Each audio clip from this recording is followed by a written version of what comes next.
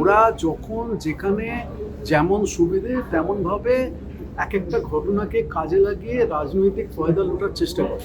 এখন দীপু দাসের ঘটনাটাকে নিয়ে ওরা সেটাকে একটা বিরাটভাবে, মানে যাকে আমরা বাংলায় বলি ঘোলা জলে মাছ ধরা, তার চেষ্টা করছে।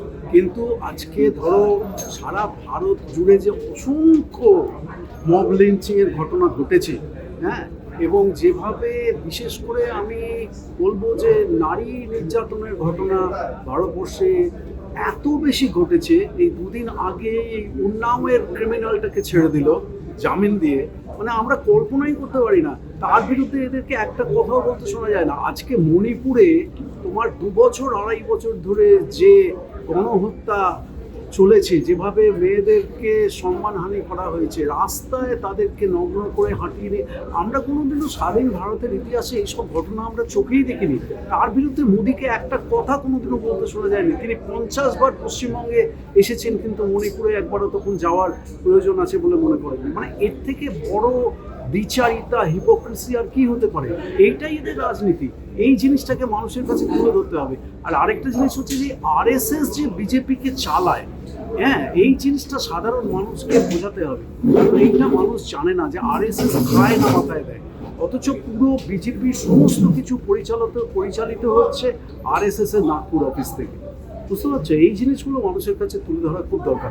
এদের মতো, আমি তো ওদেরকে খুব কাছ থেকে প্রায় 2 দশক ধরে দেখেছি, এদের মতো হিপোক্রিট, এদের মতো বাংলা বিদ্বেষী, এদের মতো আমাদের রবীন্দ্রনাথ বিদ্বেষী, নজরুল বিদ্বেষী, আমরা যা যা ধ্যান ধারণাতে বাঙালিরা বিশ্বাস করি, এরা প্রত্যেকটা জিনিসের বিরুদ্ধে।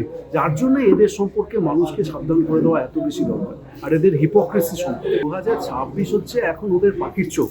দেখো আজকে ওরা মানে রাম মন্দির ব্যর্থ হয়ে গেছে, রাম মন্দির নিয়ে যে জল ঘোলা করতে চেয়েছিল ব্যর্থ হয়ে, শুধু ব্যর্থ হয়নি, 24-এর উত্তরপ্রদেশের লোকসভা নির্বাচনে বিজেপি গোহারান হেরেছে। হ্যাঁ, উত্তরপ্রদেশে যেখানে রাম মন্দির প্রতিষ্ঠা করা হয়েছে, অযোধ্যাতে হেরেছে। হ্যাঁ, এবং নরেন্দ্র মোদী হাঁটতে হাঁটতে বেঁচে গেছেন, অনেকেই বলে জালিয়াতি করে জিতেছেন। হ্যাঁ, তো এইবারে ওদের দেখো উত্তর ভারতকে ওরা মোটামুটিভাবে দখল করে ফেলেছে, আসাম থেকে, ত্রিপুরা থেকে, হ্যাঁ, মানে উত্তরপ্রদেশ, এখন বিহারে জালিয়াতি করে জিতেছে, এসআইআর করে জিতেছে, মহিলাদের 10,000 টাকা করে দিয়ে জিতেছে, অনেক কিছু করেছে, ভোটার ইভিএম ফ্রড করে জিতেছে। এইবারে ওরা চাইছে পশ্চিমবঙ্গটাকে যে করেই হোক দখল করতে। পশ্চিমবঙ্গকে যদি একবার ওরা দখল করতে পারে, তাহলে ওদের কাছে এটা একটা মানে 100 বছরের সবচাইতে বড় পুরস্কার আরএসএস এর কাছে হবে।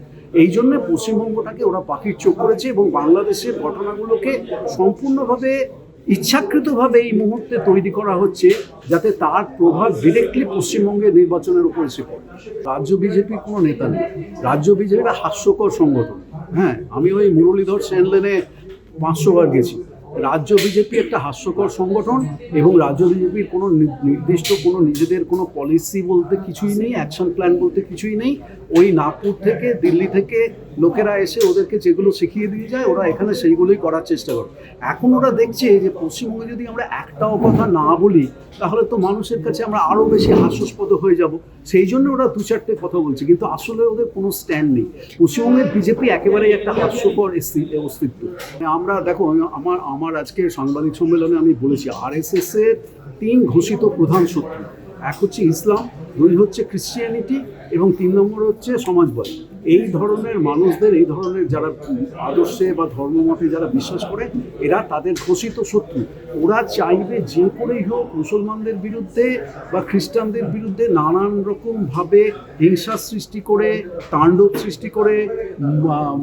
দেখো আজকে মুর্শিদাবাদ বা বিভিন্ন জায়গাতে প্রমাণিত হয়ে গেছে যে মন্দিরে গিয়ে যারা কালী মূর্তি ভেঙেছিল, তারাও আসলে আরএসএস এর ভেতরকার লোক, তারা মুসলমান সেজে ওখানে গিয়ে এই সমস্ত করেছিল, তাই না? সুতরাং ওরা এখন সামনের ইলেকশনের সময় পর্যন্ত ওরা পশ্চিমবঙ্গের বিভিন্ন জায়গাতে একটার পর একটা নোংরা ঘটনা, হিংসার ঘটনা, দাঙ্গা, রক্তপাতের ঘটনা, এইগুলো ওরা ঘটিয়েই যাবে।